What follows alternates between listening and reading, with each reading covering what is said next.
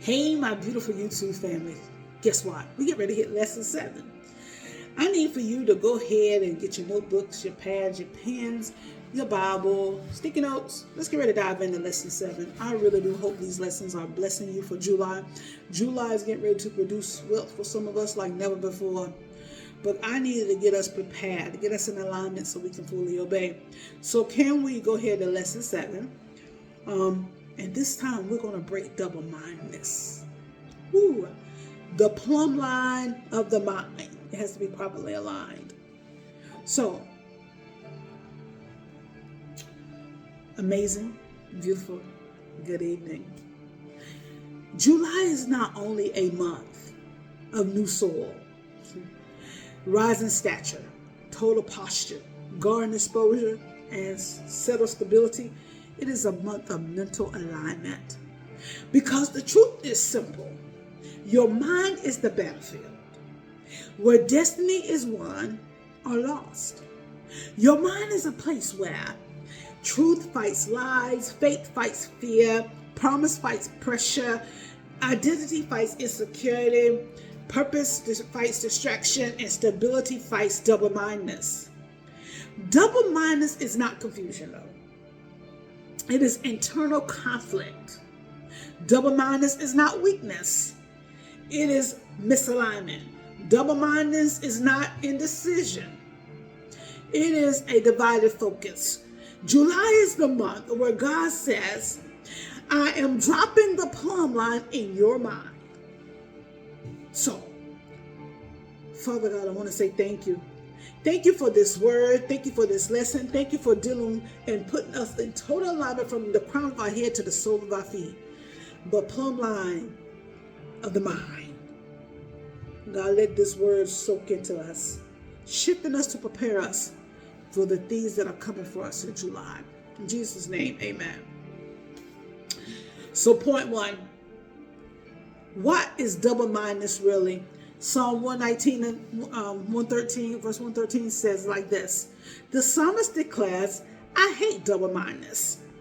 Double-mindedness is emotional instability, mental wobbling, spiritual hesitation, conflicted identity, divided loyalty, and scattered focus. It is an internal contradiction.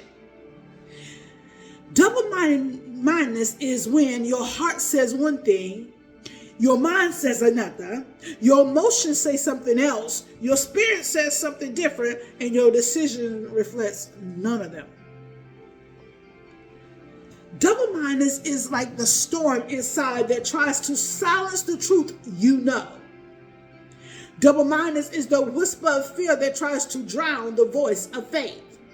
Double-mindedness is the tug of war between who you were and who you are becoming. Double-mindedness is not a demon. It is a decision problem. Double-mindedness is not an attack. It is a posture problem. Double-mindedness is not confusion. It is competing truths. Where have you been mentally divided but spiritually called to be decisive? Point 2. The root of double-mindedness, James 1 and 8.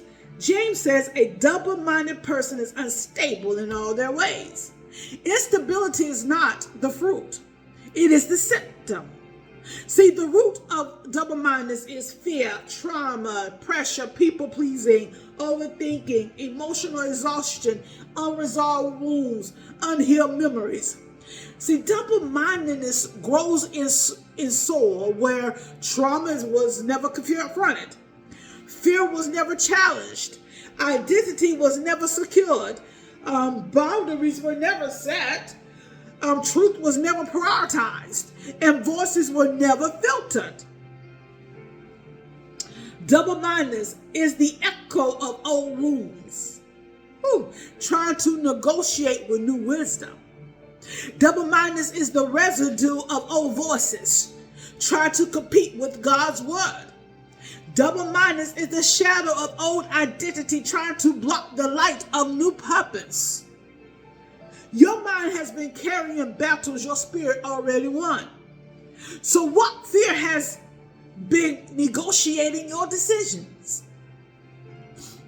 Point 3. The plumb line of the mind, Psalm 119, 114 through 20 of the verses. The psalmist said, you are my hiding place and my shield. I hope in your word. This is the plumb line of the mind.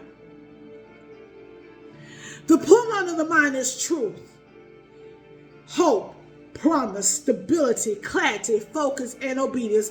The plumb line also reveals what is leaning, what is wobbling, what is unstable, what is divided, what is distracted, and what is misaligned. The plumb line of the mind is the truth that stands when emotions shake.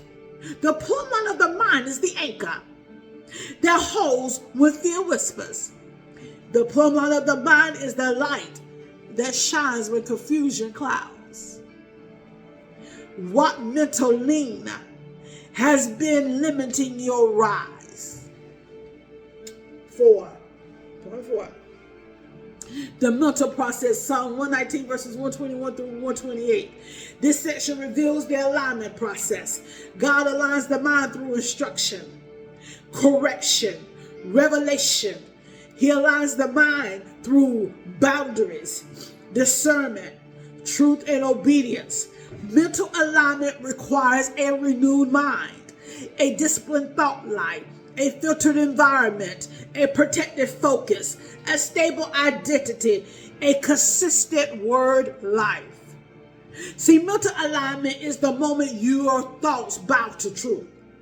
Mental alignment is the moment your fears surrender to faith. Mental alignment is the moment your mind stops fighting your destiny. Your mind has been rehearsing battles God has already resolved. What thought pattern has been fighting your future? Point 5. The mind and the rise. Micah 7 and 8. Micah declares, when I fall, I shall arise. The rise begins in the mind. You rise when your thoughts shift. You rise when your focus sharpens. You rise when your identity strengthens. You rise when your truth anchors. You rise when your faith stabilizes. You rise when your decisions align. See, the fall revealed the mental instability. The rise reveals the mental alignment. See, the fall exposed the double-mindedness, but the rise establishes a single-minded focus. See, you didn't rise because you felt ready. You rose because your mind finally aligned. What rise have you delayed because your mind wasn't aligned? So, let's declare this boldly. My mind is aligned. My thoughts are stable. My focus is purified.